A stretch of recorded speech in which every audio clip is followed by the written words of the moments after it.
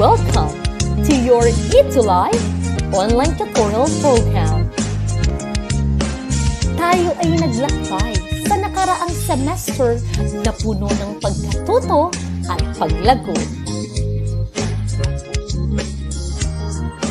Join us again as we welcome the second semester of the academic year 2021-2022 dito sa inyong klaseng ETUlay. Here are your new tastic tutors at your service. ETUlay ang gabay sa pagkatuto. ETUlay edukasyon itatawid sa'yo. ETUlay paaralan nilalayo sa'yo. ETUlay sa makabagong panahon. ETUlay para sa kabataang Pilipino. Every Thursday from 4 p.m. to 6 p.m. Huwag kayong mawawala. Ating patuloy na saliksikin ang hiwaga ng humanidades at agham panlipunan. Laging tandaan, ikaw ang best tuwing Huwebes. Maling impormasyon, katotohanan nating ituro, paunlarin ang edukasyon. ETUlay ang gabay sa pagkatuto.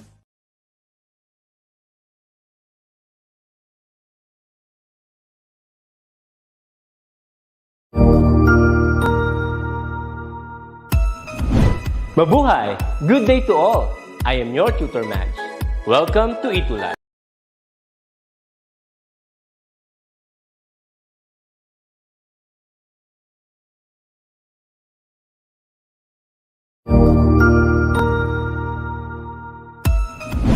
Mabuhay! Good day to all! I am your tutor Madge. Welcome to ETUlay, a free online tutorial, an initiative of the Department of Education, Information and Communications Technology Service, Educational Technology Unit, ICTS EdTech. This program is aimed at helping and assisting learners from kindergarten, senior high school, ALS, Alive and SPED learners. Aside from answering the modules, the ETUlay is offering programs which you will surely look forward to. Together with our parents and teachers, the ETUlay will bridge the gaps where difficulty and ease meet in learning new knowledge and skills. So let us prepare our modules, pen and paper. Ready your mind to see and hear worthwhile and interesting lessons. Let us now study and learn together with our volunteer online tutors. Tara na!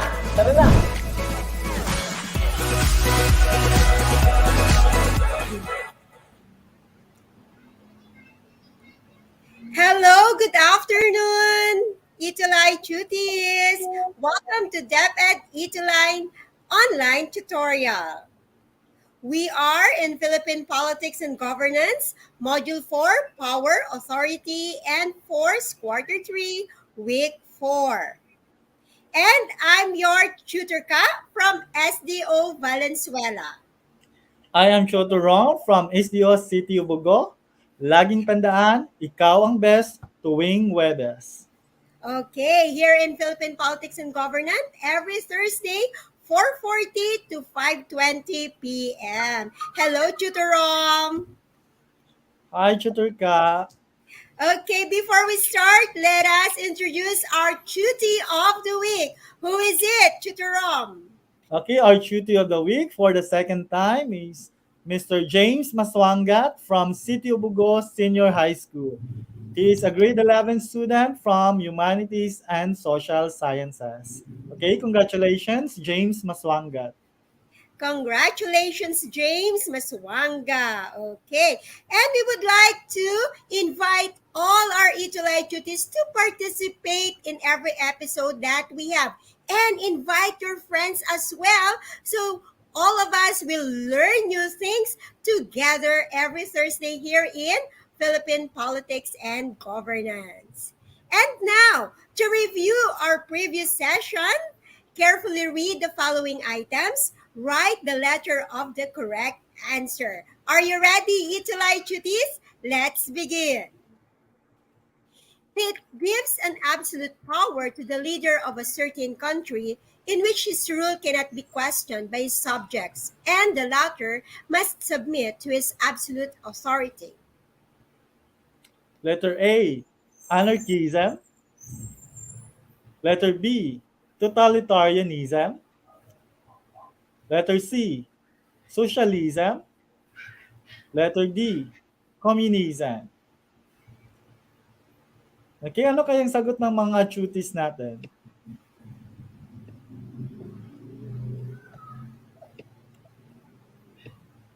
Okay, we have also our viewer no from SDO Malabon, are also our second timer cutie of the week, Mr. Rins Guyver Calanta. Okay, Yes. we have an answer here. Sabi ni Miss Cheremy Sevillano Barar, it's letter A, anarchism. Okay. Sabi naman ni Leslie Diano Galanza, it's letter C, socialism. Ano kayang tamang sagot, tutor ka? Okay, the correct answer is letter B, totalitarianism. Okay, let us see for the second question. The citizen of country X promotes activities that completely violates the existing laws in their own country, creating their own system without a government. Letter A, conservatism. Letter B, anarchism. Letter C, feminism. Letter D, liberalism. Okay, ang dami nating mga nanonood, tutor ka, from different divisions, no? Okay, ang sagot ng ating cutie of the week, Mr. James Maswangat, it's letter B, anarchism. Sabi naman ni Velika Pipito, sabi niya it's letter B, anarchism. Is it letter B, tutor ka? Tingnan natin kung tamang kanilang mga sagot, Tutorom. Okay, very good. It's letter B. Nako, Tutorom, talagang sila ay nakinig sa ating lesson last episode. Okay, for number 3. The government of the Philippines passed a law instituting the economic protectionism by means of increasing tariff on imported products to limit its entry into local market. Letter A, conservatism. Letter B, communism. Letter C, nationalism. Letter D, totalitarianism. Kaya ano kayang sagot dyan, tutor ka? No, tingnan natin ang sagot ng ating mga cuties. Okay, sabi ni Nakaryu Anyana, it's letter B, communism daw. Sabi naman ni Lazy John Lipon, sabi ni James Maswangat, it's letter A, conservatism. Okay, iba-iba yung sagot nila. What's the correct answer, tutor ka?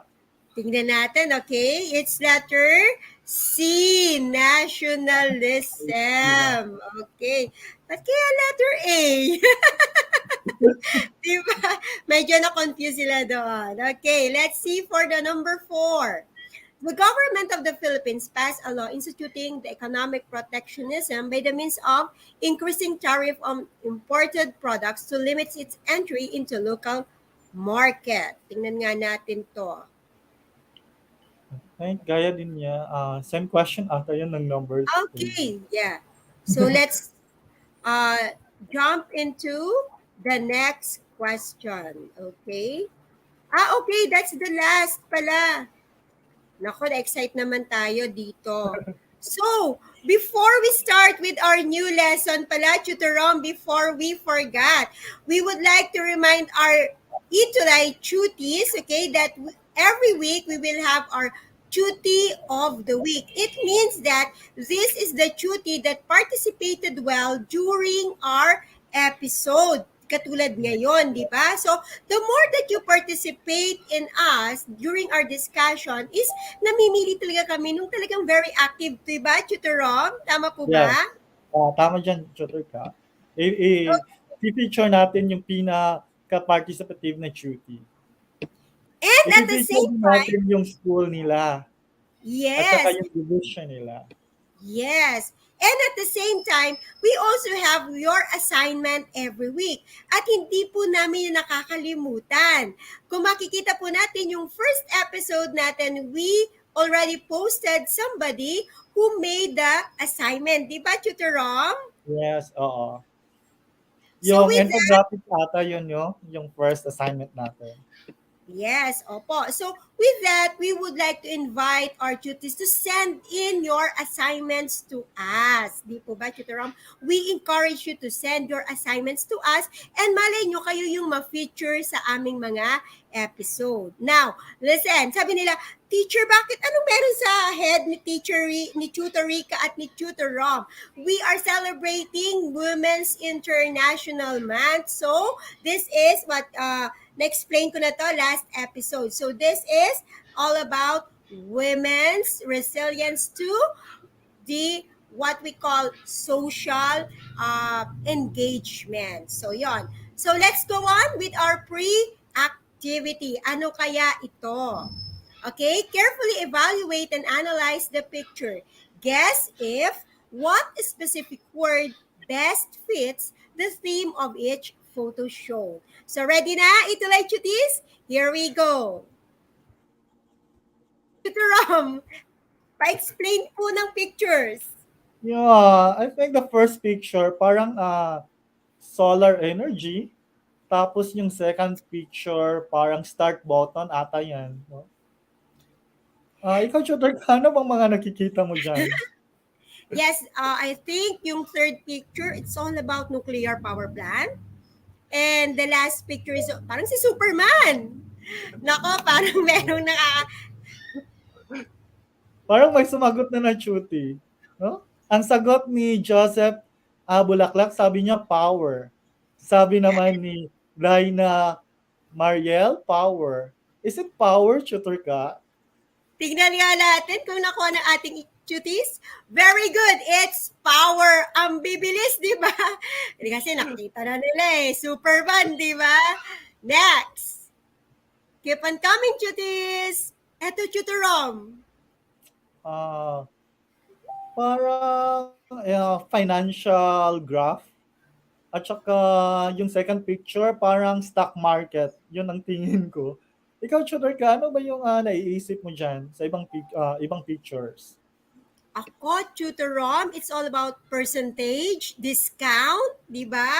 Taxes. Naku, lalo na ngayon, talagang tumataas ang presyo ng gasolina, di ba? So, baka naman pwedeng mag-sale, mag-discount, di ba? So, let us see the Sabi ni answers of our Ken, cuties. economy daw. Sabi naman ni Nathalie, it's economy. Economy ba yan, tutor ka? Let us see. Okay, very good. It's economic. Okay, so medyo malapit na rin, Tutor Rom. Okay, next one. Tutor Rom, ano po yan? Okay, parang nag-shade ng ballot for election. At saka yung second picture, parang nagka-cast ng vote. No? Parang ganun yung nakikita ko. No, malapit ng election natin, no? May 9. Di ba, Chotter ka? Ikaw, Chotter ka, ano bang mga nakikita mo dyan? Ako, Tutor Rom, parang nakikita ko, it's all about a candidate, di ba? And then, parang United Nations different flags from the different countries. Ano kaya answers ng ating mga cuties? Ay, sabi ni Ken, Republican daw. Is it Republican, Chotter ka? Let us see.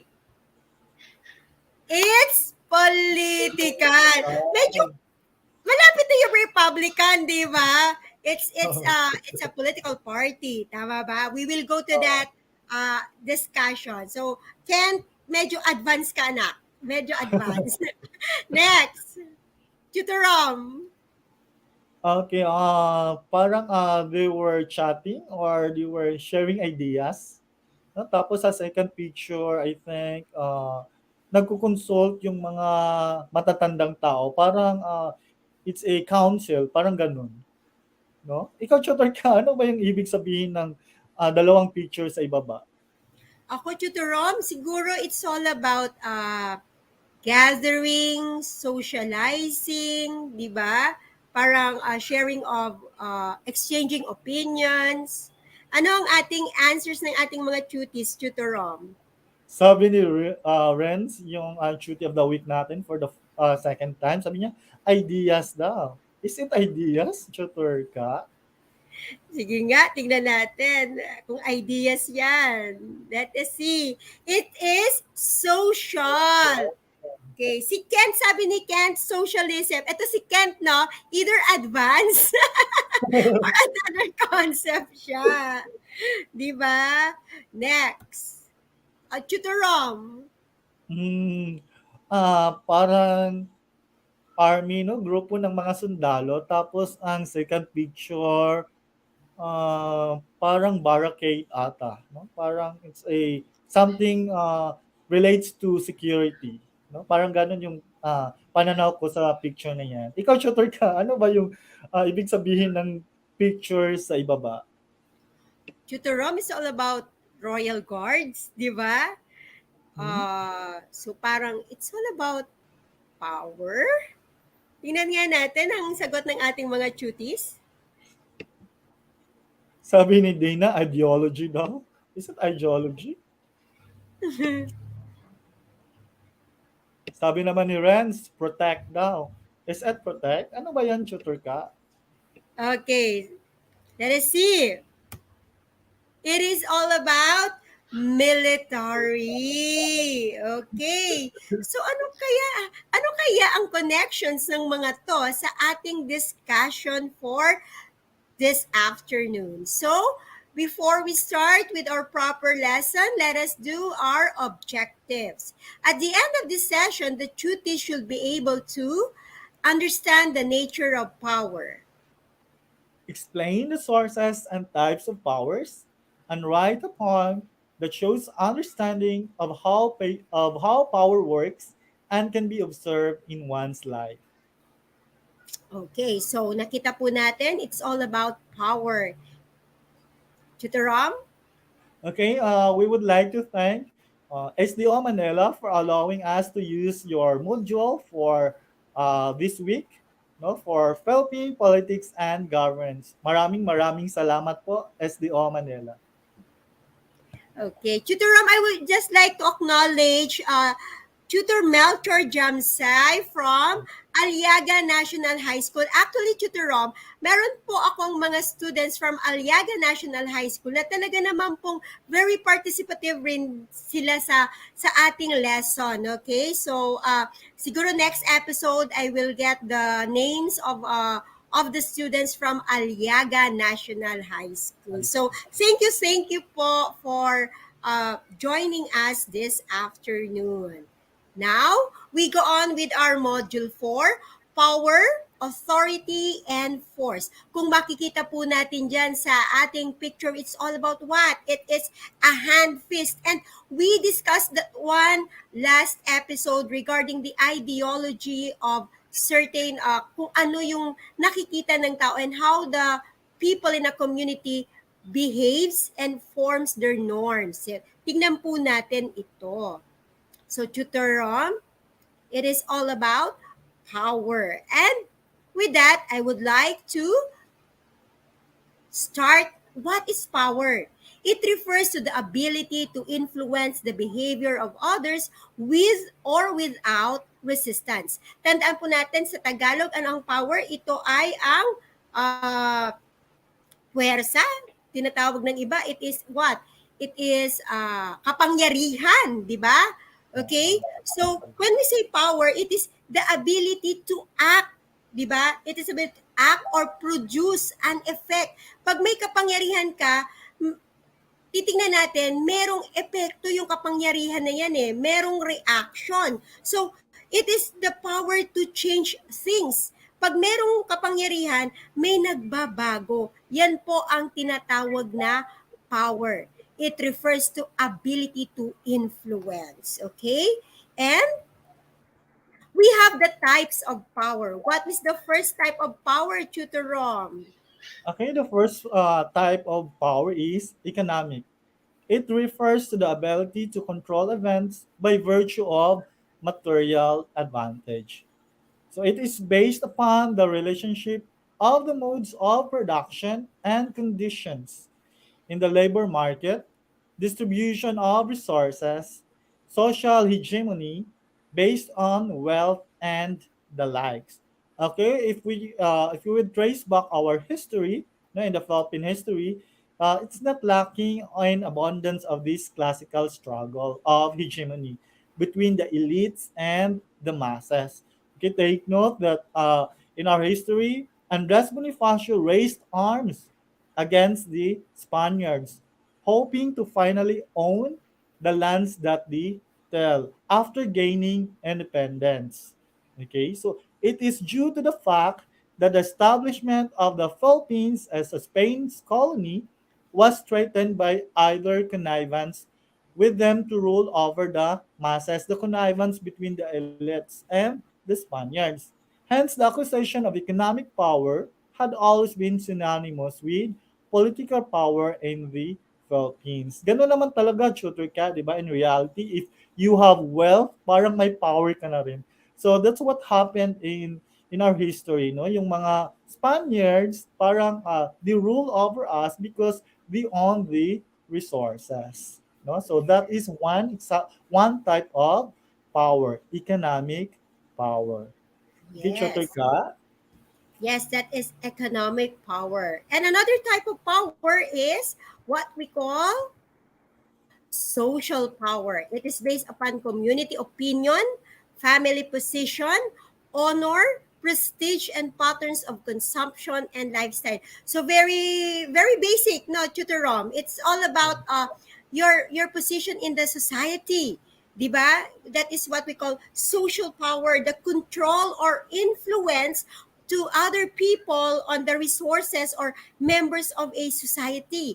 An example of that is laws, 'di ba? Yung ating batas. Paano ba ito nagiging social? Kasi yung batas natin, it varies on the different community. Katulad ng mga LGUs, iba-iba yung mga ordinansang ipinatutupad ng different LGUs base doon sa kung ano ang uri ng komunidad na meron sila. Like with if we go to the province, meron silang agricultural ordinances dahil yun yung nature ng kanilang community. Unlike dito sa atin, sa city, iba rin yung mga ordinances na ipinatutupad ng LGUs natin based doon sa kung ano yung status, economic status ng ating community. So that is social power. The wealth, di ba? Pag nasa city ka, iba yung power pag nasa syudad ka nakatira. Unlike with kung ikaw ay nakatira rin sa probinsya, iba rin yung social power na meron ang tao doon. Also with the fame, di po ba?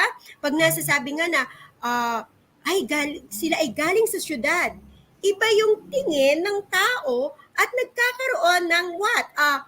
How do you say it, Tutor Rom? Yung parang nagkakaroon ng standard, 'di ba? Pag Oh. galing sa syudad, iba yung Mm. social power na meron. Uy, ito yung galing ako ng, 'di ba? Pag galing ng province, 'di ba, Tutor Rom? O ito galing kami ng Manila, 'di ba? So that is an example of social power. Tinitingnan yung status, 'di ba? Yung position, just like in the family, 'di ba? Pag oy, kami ano 'yon, yung sa Encanto, the Madrigal, di ba? Yeah. That is an example of social power kasi tinitingala yung pamilya Madrigal, di ba? Kasi sila yung parang rule over the community. So that is an example of social power. Okay? Next, Tutorom. Okay, the next type of power is political power. It concerns with the activities of the state which are not confined to national boundaries. Okay, so hindi lang ito nagko-confine sa jurisdiction ng isang nation o isang country. It stretches across countries and around the globe. Though it commonly deals with the institutional bureaucracies, political power also deals with the relationship of the legal structure and party affiliation. Okay, political power was manifested through the Philippines. No, it was demonstrated by the Philippines when it filed a case against China for its claims of parts of the West Philippine Sea in the International Arbitral Tribunal. So that demonstrate na yung power ng Pilipinas hindi lang naka-confine sa ating jurisdiction. It transcends within our jurisdiction, no? Parang kiniklaim kasi ng China yung West Philippine Sea. And alam naman natin we own part of the West Philippine Sea. Okay? This is a landmark case that demands China 9-dash line and upholds the Philippines' claim through legal process. So this act of the Philippines has shown enormous political power since the Philippines is going against a military, economic, and political giant like China is no ordinary task. Parang tinitilang nga tayo, humahanga yung ibang bansa sa atin kasi China is a giant nation in terms of Yes. military, economic, and political power. But we demonstrated na kahit maliit tayo na nation or country, may political power din tayo. Okay, di ba, Chotorka? Tama ba, Chotorka? Yes, agree ako dyan, Tutor Rom, di ba? Nakita naman natin yan. Na-imply natin yan sa United Nations, di ba? Ipinaglaban natin ang ating karapatan, di ba? So that is political power. And the next one is all about knowledge. Oh, eto, very, very common to. Knowledge is power, di ba? It is the intimate connection between power and knowledge which produces one another. So makikita natin dyan sa picture tutor Rom, di ba? It is all about, it is in our mind. It empowers us to take informed decision. Kasi pag meron tayong kaalaman, meron tayong karunungan, nagkakaroon tayo ng magandang desisyon sa ating mga gawain. And it what? It resulted into a good action. At when there is a good action, tatandaan nyo, pag good action yan, merong positive reaction na nangyayari. Kaya nga lagi sinasabi, knowledge is power. Ang karunungan, ang kaalaman, kapaki-pakinabang sa iyong kinabukasan. Hindi pa tayo tapos, ha? Di ba? Pero that is really true. It controls our future decision. Tama ba, Tutor Rom? Di ba? Yeah. Okay. Kaya nga tayo mga cuties, let us continue to study hard and study well kasi yung mga natututunan nyo dito sa DepEd ETUlay, gagamitin nyo yan in the near future. Okay? So next one, napapahabang ating discussion, Tutor Rom. Before I proceed with the other type of power, babatiin ko lang yung mga cuties natin from Pinagkawitan Integrated National High School from SDO Lipa City, no? Yes. Marami na tayong nanonood ngayon, Shotorka. Okay, so moving on, the next type of power is military power. Okay, what is military power? It involves the use of physical coercion. Okay, so uh, though few groups in a society base their power purely on force or military power, it cannot be denied that warfare has always played a major role in politics. Di ba sa ating history, Tutor Ka, if you will conquer another state or another nation, you will use force. Parang military talaga, military power talaga yung ginagamit natin. Um, it is commonly seen as one of the most significant institution in any nation. Na para yung military talaga, it's a very important element of a nation kasi we have to protect our nation or our territory. So pag malakas yung military power mo, parang humahanga yung ibang bansa sa iyo, 'di ba, Chotorka? Yes.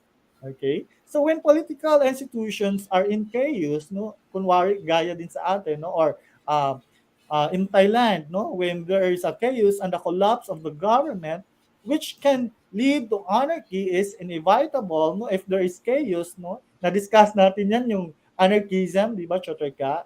When there is chaos, no, anarchism yan. The most stable institution of many nations that can usually then takes the lead is the military.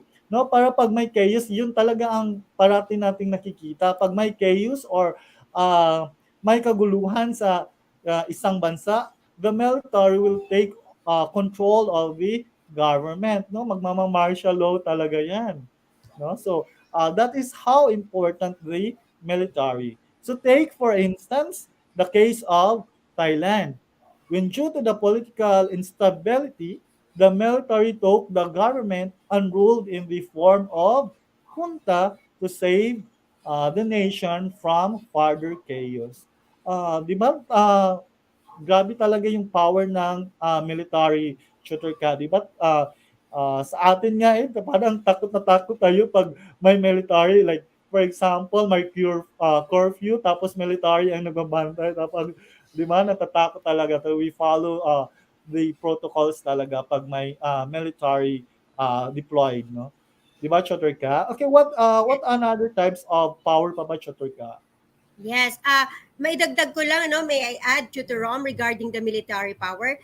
We experienced that one in about three times already or twice. That was the coup d'etat, wherein there was the possibility of the military overpowering our government, di ba? So, pero hindi nangyari yon, okay? So, because of the people's initiative to protect our yung mismong gobyerno, yung mismong tao ang nagprotekta ng gobyerno natin. Okay? So, another one is ideological power. It refers to the power over ideas, beliefs, such as communism, fascism, and the likes. We discussed that one, di ba? Nagkaroon tayo ng 2 episodes regarding the ideology. Ito po yun. It is a power also, a type of power wherein an individual or group has the ability to shape the norms of society. Yung action, kasi yun talaga yung nag-i-influence kung ano yung dapat na maging standard ng mga tao sa isang komunidad. That is ideological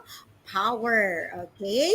And of course, if we have the types of power, ano yung sources of power? Okay? We have 2 sources of power. And that is, Tutorom? Okay, the first source of power is force. So what is force? It is the actual or the physical force or threatened or the latent force use of coercion to impose one's will on the other. Okay, so when leaders imprison, so for example, when leaders imprison or execute political dissenters, they impose or they apply force. How, no? So, pag nagkakamali ka, just like in our ordinary day, pag someone committed a crime and they will put them behind bars or if you will imprison them, so that is the use of power. Okay. However, pure or use or application of force usually do not produce the desired result in the long term. Though it might restrain people temporarily, such will not hold and would only complicate things and lead to more problems. Okay, di ba, Chotoy ka, pag pinipersa mo yung isang tao, pag nawala na yung force, hindi na susunod sa'yo, di ba? So, Yes. susunod lang ang isang tao pag may force, pero pag wala na, kasi involuntary yung submission niya, wala na rin. Hindi na rin siya susunod sa'yo. So that is one example or one source of power, which is force. Ano pa yung isang source, tutor ka? Yes, the next source of power is influence. It refers to the exercise of power through the process of persuasion. It is the ability to affect decisions and actions of others, di ba? Naiimpluwensyahan ka, di ba? Nagkakaroon ng may hatak, sabi nga ng iba, di ba? Yung sa slang, it is may X factor na nangyayari, di ba? So, influence, an example of that is the mother, di po ba? The mother has a great influence to her children when it comes to decision making, di ba? Of his action, di ba? O anak, magluto ka kasi ito yung kailangan mong matutunan bilang isang mabuting anak, di ba? So yung mind naman ng bata, ay, sinabi ng nanay ko to. So, ay oo nga, dapat ito yung tamang gagawin. So, that is influence. Nagkakaroon ng power yung nanay over the children dahil sa kanyang salita. Dahil siya yung tinitingalan ng kanyang mga anak, there is what? A role model. And that is an example of source of power which is influence. Tingnan natin to sa mga sa mga public servant, 'di ba? Yung ating mga political candidate right now, 'di ba? Nagkakaroon kung ano yung sinasabi nila, they influence our decision. Kaya nga dapat laging maging mapanuri sa ating mga naririnig at gamitan ng ating matalinong pag-iisip, di ba? So those are the two sources of power. Force o puwersa, okay? Or what you call what do you call of that? Basta force, puwersa. And then influence, yung influensya, okay?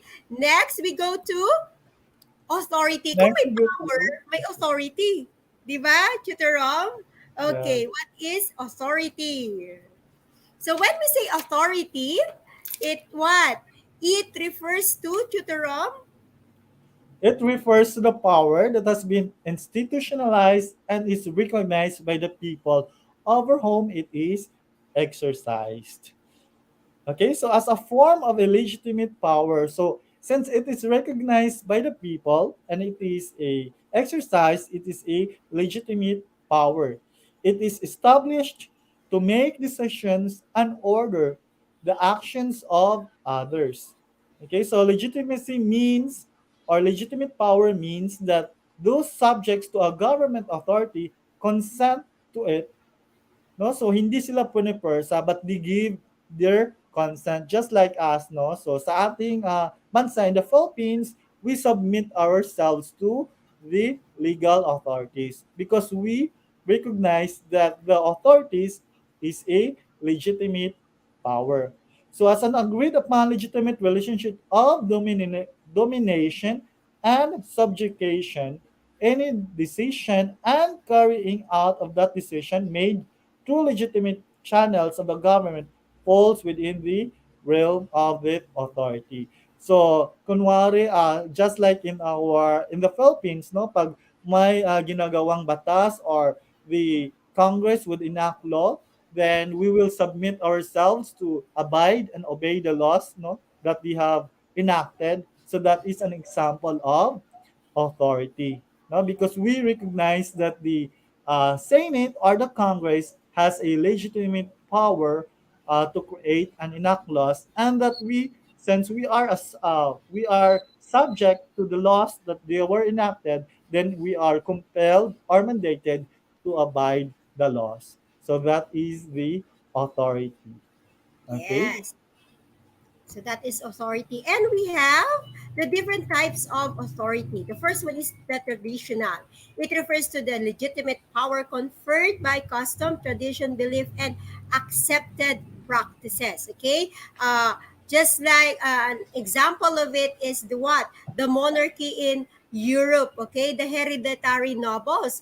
Hindi siya pwedeng palitan ng kung sino lang.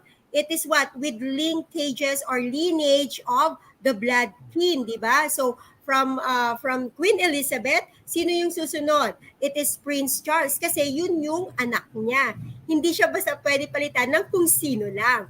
That is an example of the traditional legitimate power conferred by what? Custom yon, okay? With belief yon, with tradition. Another example of that is the Pope, di ba? Of the Vatican, which holds the authority as a surrogate of Jesus, di ba? That is what? Belief natin yun eh, di ba?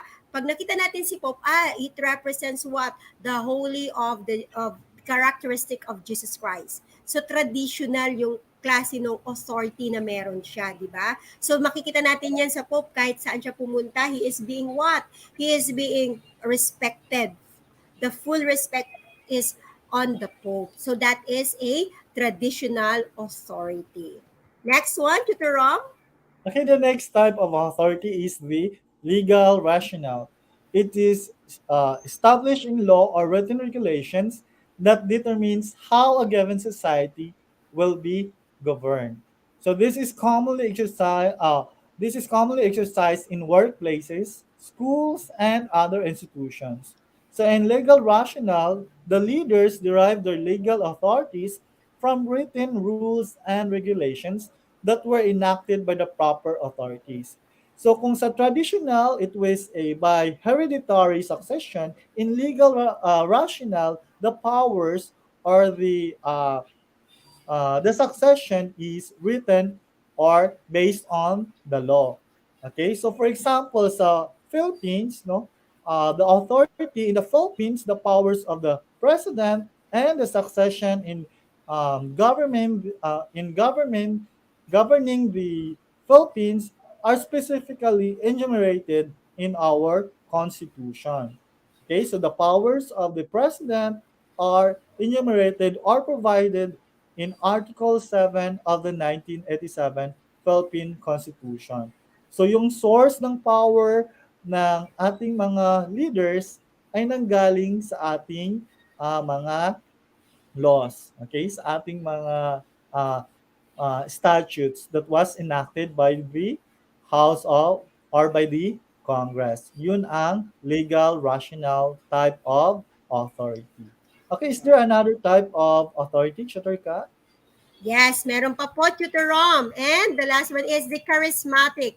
It is a type of power which derives its origin from an individual's certain quality which set him apart from ordinary men and treated as endowed with supernatural, superhuman, or at the very least, especially exceptional powers or qualities. So, ito yung charismatic, merong X factor na nakikita ang tao doon sa ng tao doon sa leader na yun or the authority, di ba?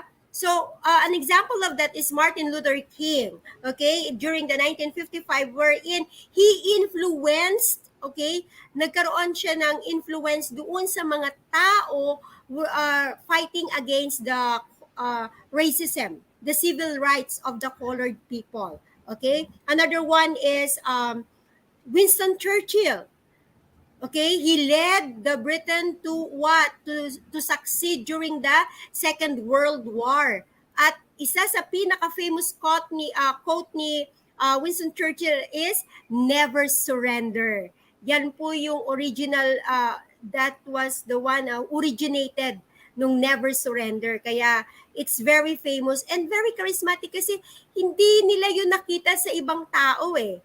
Only to them. Merong distinguished characteristic itong taong to na hindi nila makita sa iba. And that is what you call charismatic authority. Sabi nga ni James, ang ating Tutor of the Week, extraordinary, di ba? May X factor yan. Okay?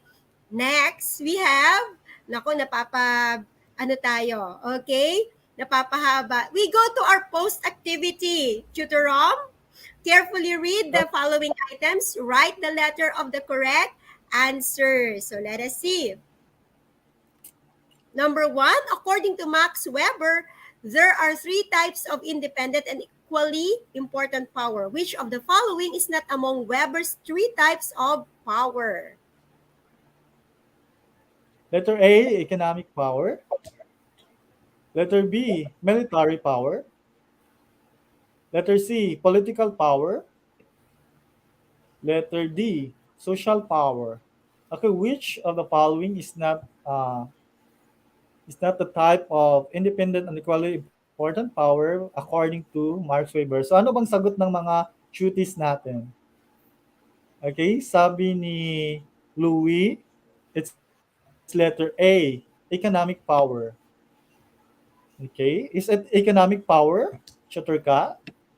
Let us see. The answer is letter D, social power. Okay, next is Brother K is a powerful religious leader. He is a gifted speaker that people love and he knows how to socialize, especially with the masses. This is why he had gained so much support and followers. Which among the kinds of authority is the source of Brother K's power? Letter A, charismatic. Letter B, legal rational. Letter C, parental. Letter D, traditional. Okay. Romsel said it's letter D, traditional. Jess Angelo said it's letter A. So what's the correct answer, Tutor Ka? Letter A, charismatic. Okay? Okay, Third, one of the sources of power is force, and it is defined as the actual physical force or threatened latent force, use of coercion to impose one's will in others. Which of the following shows an example of using force? Letter A, a congressman suing a journalist for libel for writing that he is corrupt. Letter B, a senator exposing corruption in the different agencies of the government. Letter C, the president threatening Congress to be shut down if the bill will not be prioritized. Letter D, the government imposing additional taxes on alcoholic drinks and tobacco products. Okay, what's the answer of our duties? Sabi ni Cassandra, it's letter A. Sabi ni Zern Colleen Mandal, it's letter C. Okay, what's the answer, Tutor Ka? I think it's letter C. Okay, the president threatening Congress to be shut down if the bill will not be prioritized. And the last one, according to the French philosopher Michael Foucault, power is a relationship that is present in all aspects of society. Which among the following contradicts Foucault's idea? Letter A, a father giving a gift to his son after winning the school quiz bee. Letter B, a teacher giving punishment to students who violate some school policies. Letter C, a group of friends conniving to bully a classmate so that we can have some fun. Letter D, a mother making her daughter do some house chores to teach her and prepare her in life. Okay, while waiting for the answers of our duties, let's greet Chotor Nova. No, nanonood si Chotor Nova Pilayo. At sumasagot din si Chotor Nova. Okay, so sabi ng ating mga duties, sabi ni Cassandra, it's letter C. Sabi ni Shane, it's letter D. Okay, what's the correct answer, Chotor Ka?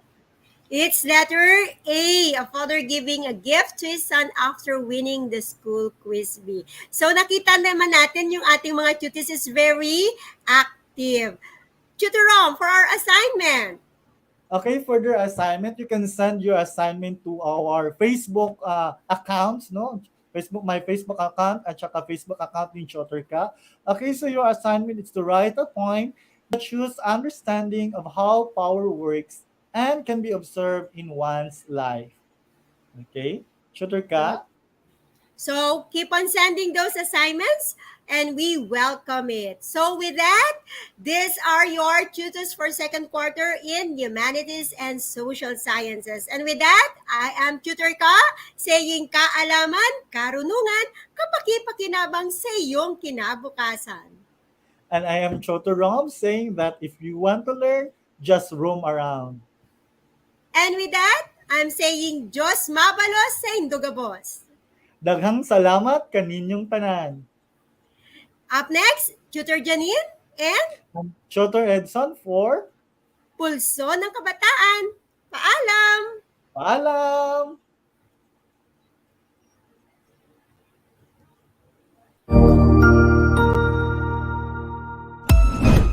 Ang husay naman! Natapos mo ang iyong tutorial session kasama ang iyong mahusay na ETUlay tutor. May bago ka bang natutuhan? I-share na yan gamit ang hashtag ETUlay Level Up.